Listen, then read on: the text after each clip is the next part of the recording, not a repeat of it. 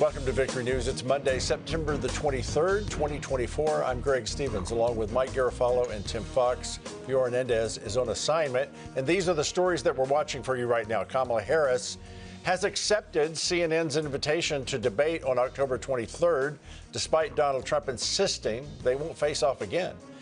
And as early voting begins in some states around the country, courts and counties are still dealing with inaccurate voter rolls and citizenship verification.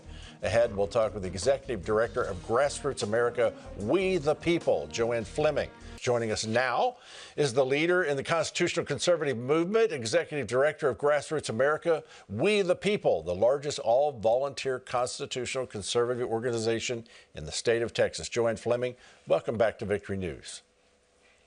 Hi, thank you for having me. I want to get your reaction to Kamala Harris accepting a debate invite from CNN in October, and Donald Trump has disinterest in that. I think President Trump is entirely right. I mean, what about the last debate would give us any idea that Donald Trump would be treated fairly by the media? I think Donald Trump is best out on the campaign trail, he and J.D. Vance, articulating those things that are important to the American people. I want you to listen to Representative Harriet Hageman at a House subcommittee hearing on non-citizen voting. She's questioning Cleta Mitchell, the head of the Foundation for Accountability and Integrity in Elections. Here it is. Then is it your understanding that they are actually implementing the very plans that they refuse to turn over to Congress? They're absolutely doing that, and we only know, we get bits and snatches from people, from whistleblowers and from various sources, but nothing official. JoAnn, they're talking about the Biden-Harris administration Executive Order 14019, which utilizes taxpayer funds to facilitate the registration and voting access for non-citizens. Do you think Americans should be concerned about the impact that unconstitutional scheme will have in this election? I do. There's such a rampant spirit of lawlessness that we've had unleashed on our country through leftist policies. Look, there's not one thing that they won't do to keep the presidency away from Donald Trump. They are on the march, and they will do everything. Now, we have asked some Texas congressmen to look into this and see if they can find documented evidence of this. For example, I think there was a U.S. Marshal whistleblower. We've asked them to look into that. Good. Let us know what response you get from that. Now, a lot of eyes are on the state of Georgia. The state election board ruled Friday that counties must hand count ballots.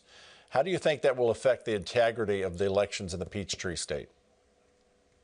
Well, look, I think any time that you have hand counts to verify what the machines are showing, look, other countries around the world don't use the voting machines. They use hand counting. I believe France is one of them. If France can hand count votes, I think the United States of America can do that. I'm glad to see Georgia stepping out and doing this.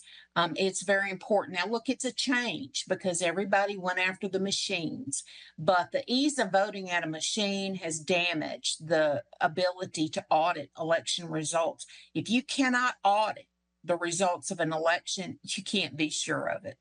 Now, finally, EPA Chief of Staff Mandy Gunasekera has called out Democrat Congressman Jamie Raskin for blatantly lying about Project 25 and Donald Trump. Here it is.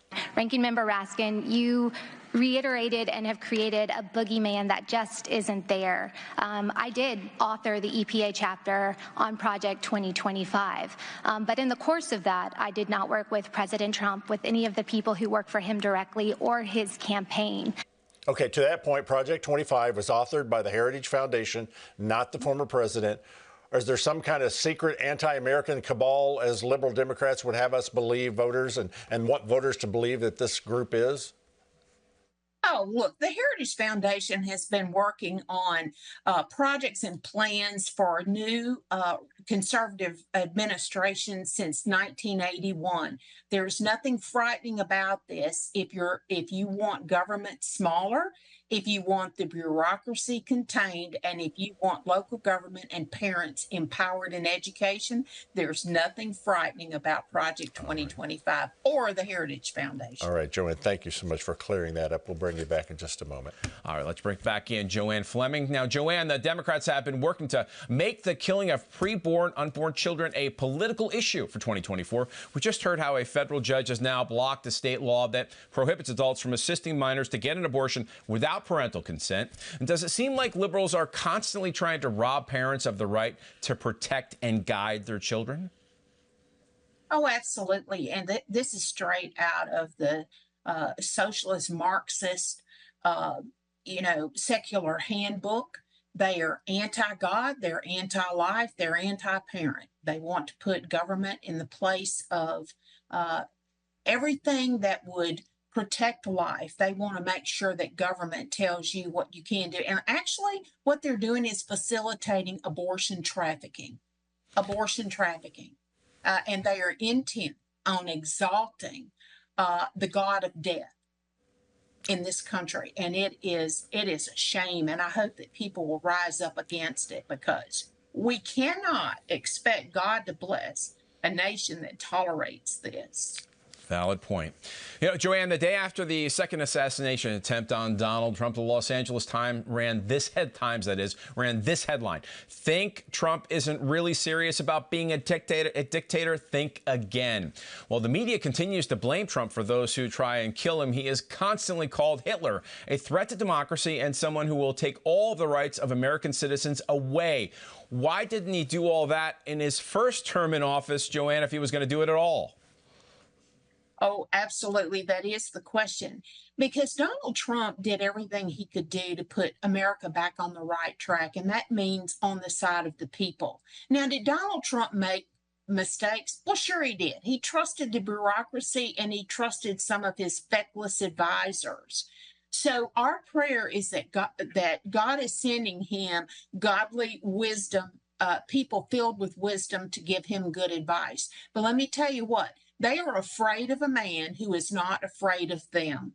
And Donald Trump is not afraid of them. He wants to save this country. And I believe that is why they are fighting so hard to call him every name in the book. And they will stop at nothing to keep him from gaining the presidency again. Yeah, JoAnn, an interesting battle in Texas for Speaker of the House is shaping up between the Republicans down in Austin. Tell us about Representative David Cook taking on incumbent Speaker Dade Phelan, and what's at stake here? Well, what I'm telling Republican House members and incoming members who will take office in January is this. Look, you need to prepare to, first of all, do everything you can to make sure that Speaker Phelan is replaced. He needs to be replaced for so many reasons that we don't have time to go into. But what we need to do is plan to get conservative legislation to the floor of the House for an up or down vote. So that means they need to be spending time looking at rules to make sure that good conservative bills are not killed in committees that are chaired by Republicans. JoAnn, check out what happens in Austin. Yes, it does. Now, check out this clip from 2018 in a parade to support racial hoaxer Jussie Smollett. Down, down with deportation. Up, up with education. Down, down with deportation. Up with education. That's Democrat presidential candidate Kamala Harris celebrating the elimination of deportation for illegal immigrants. How do you think that clip and political position holds up in 2024? Well, if people are paying attention to the facts, Kamala Harris has already told us exactly who she is. There's just plenty of examples of this. She does not want to secure the border. She does not want to have a vibrant oil and gas industry either. She is not for the things that we are for. So I think there's abundant evidence out there for people who have the eyes to see. Be sure to visit Grassroots America, We the People at GAWTP.com. JoAnn, thank you for joining us today. Thank you. Tim.